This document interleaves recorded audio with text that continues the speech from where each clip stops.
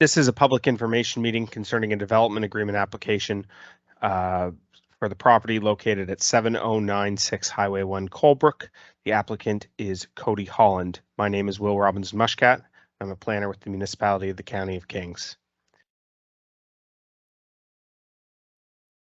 The purpose of the meeting is as follows. It is to inform the public of the application at hand. It is to explain the planning policies that enable this application to occur. It is to receive preliminary feedback. And please note that no opinions have been formed on this application and no decisions will be made tonight. The background and proposal are as follows. Cody Holland owns the property at 7096 Highway 1, Colebrook. The property serves as the dwelling of the owner who is seeking to use it for his businesses, rooted landscaping, and bee-free tiny homes. The property would serve as a depot for the landscaping business, storage of equipment, vehicles, landscaping materials, maintenance on landscaping equipment, and so forth. It would also consist of space for assembly and outdoor commercial display of the tiny homes.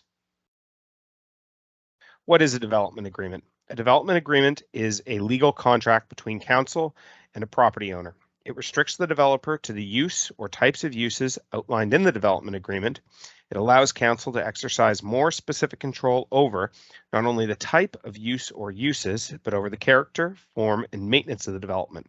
Finally, it runs with the lands. That is, the conditions do not cease if the land changes ownership, only if the development is amended or is discharged. This is a map of the municipality of the County of Kings. And you'll note the reddish orange circle that appears on the screen, which is the approximate location of the subject property within the Colebrook Growth Center. This is an aerial photograph of the subject property. So the subject property is approximately 2.73 acres in total area. Subject property, as you can tell, is generally regularly rectangular shaped, although there's a small portion that kind of basically just juts out at the start of the property closer to Highway 1, where there's approximately 130 feet of road frontage. There's a small dwelling located on this particular portion of the subject property, and then the property opens up into a much larger space further back. Now I'll highlight that this photograph was captured prior to the removal of much of the existing vegetation on the subject property. However, there is a perimeter of vegetation that's been retained around the majority of the subject property, as well as a cluster of trees kind of located within the center, and this will be displayed in kind of subsequent photos in the presentation.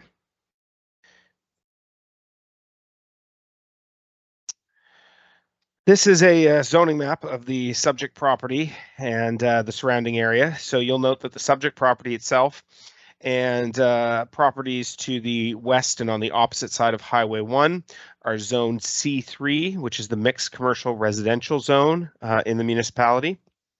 And this zone is really intended to provide a mixture of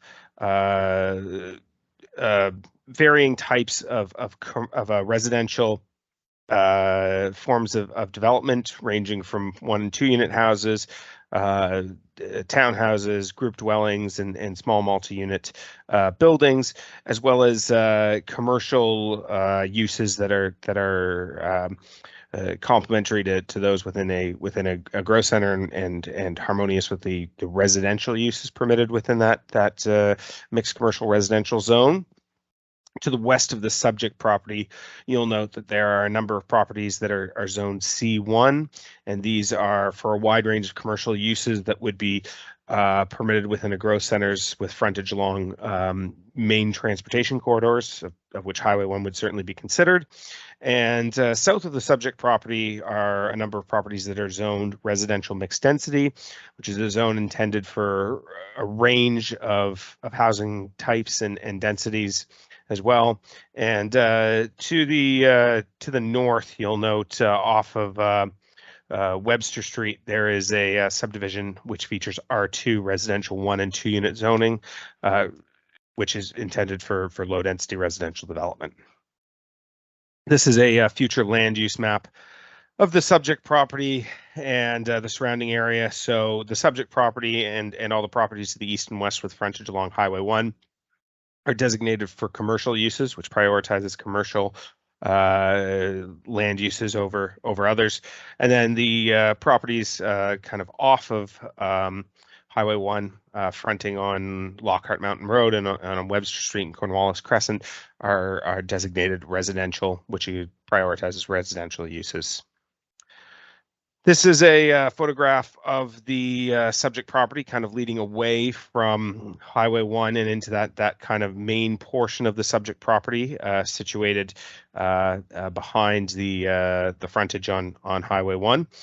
These photos were taken on kind of a gray late March morning.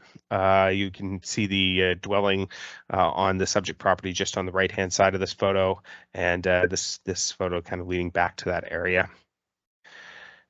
This is a photograph taken looking in the southeast direction of the subject property. Some of the neighboring dwellings are in the background, and you can see some of the vegetation that's been retained around the subject property and some of the equipment that's found on site.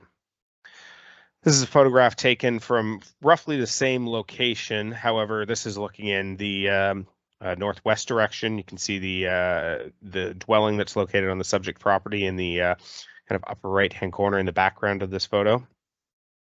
This is a photograph taken looking in the south, again, kind of in the southeast corner of the subject property. This is a photograph taken from, again, roughly that same position, but looking in the southwest corner of the subject property. And this is a photograph taken that would be looking in the northwest corner, so kind of doing a clockwise loop around the subject property. And again, you can see the vegetation that's been retained along the property boundaries and in the center of the subject property as well. This is a photograph of the subject property where its frontage along Highway 1 is located. So this is looking in the western direction. You can see Callister's restaurant in the background of this photo.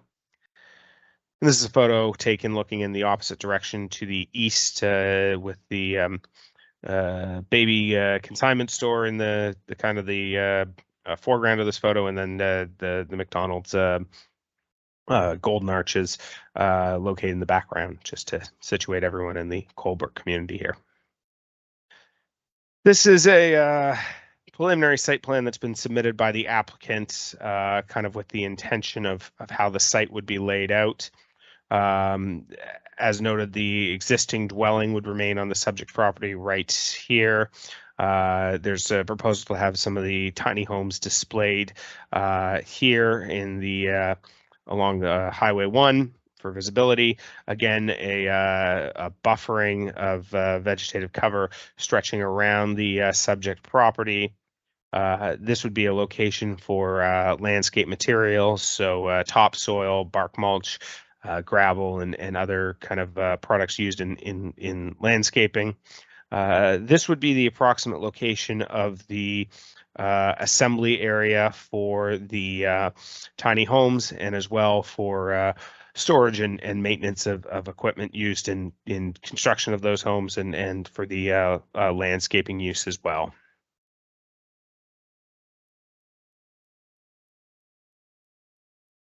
With regard to the specific policies that enable council to consider the application at hand, Municipal Planning Strategy Policy 2.5.7 notes to consider only by development agreement in all zones that permit residential development, new or expanded home-based businesses, uses not considered to be home-based businesses, or expansions to existing home-based businesses beyond the size limits permitted as of right, provided the proposal A, is for a use that will not unduly impact the neighborhood due to noise, fumes, traffic volumes, parking, and other potential hazards.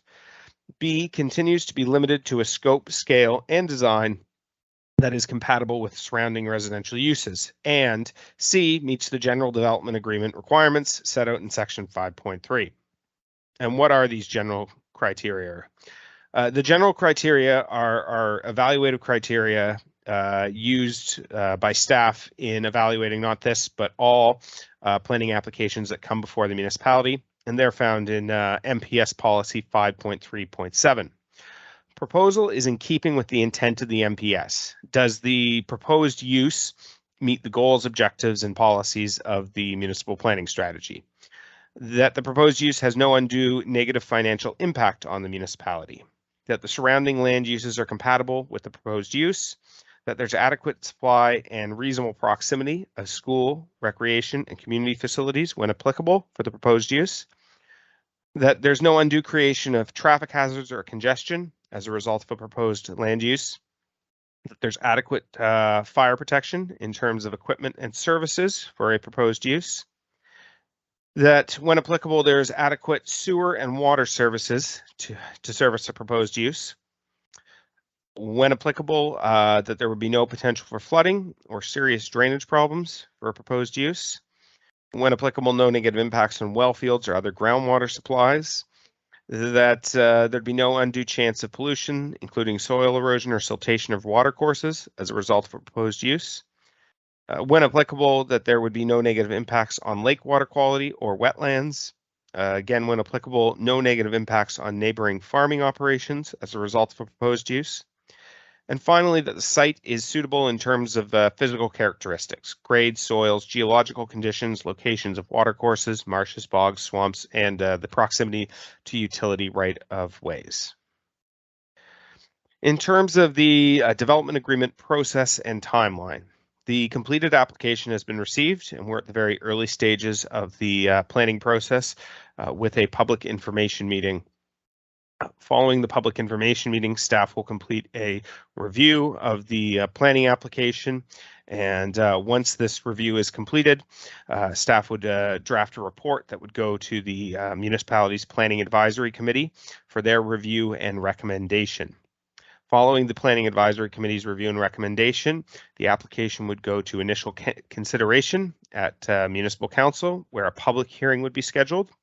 The public hearing is yet another opportunity for members of the public to comment on the finalized draft development agreement. Properties within 500 feet would be notified via letter mail for the public hearing, and a public hearing is also advertised twice in the local newspaper. Upon completion of the public hearing, council holds final consideration for the planning application. This is where council votes to approve or deny entering into a development agreement. And finally, there is a 14-day appeal period of council's decision as mandated by the Municipal Government Act. With that, I would invite members of the public to pose questions or comments.